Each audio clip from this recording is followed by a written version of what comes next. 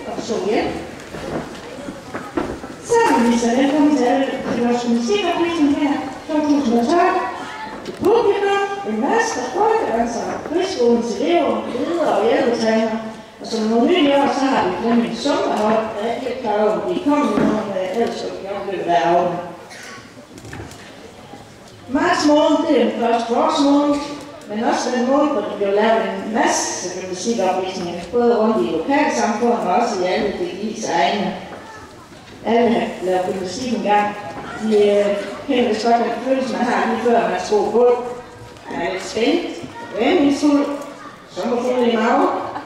Og nu venter publikum spændt på at se, hvad I har lavet her i halv hele vinteren.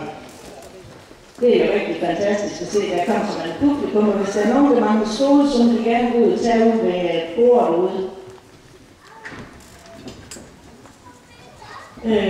Så har vi jo praktiske oplysninger i det her, der redskaberne, det er altså forbeholdt på klasse, der var opvisning, og børn, de var andre legerum, og det vil jeg gerne lige have en aftale med forældre om, at de lige holde lidt fat i deres børn.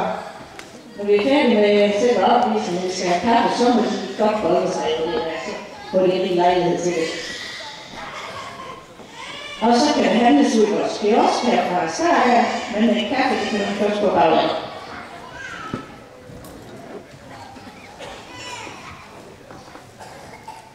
Så skal vi lige have alle sammen ud igen, og det gør vi ligesom så meget kød, som vi kommer ind, så vi starter med stor rytme. Og så skal vi lige have fag, det er ikke skudt på det faghaveren.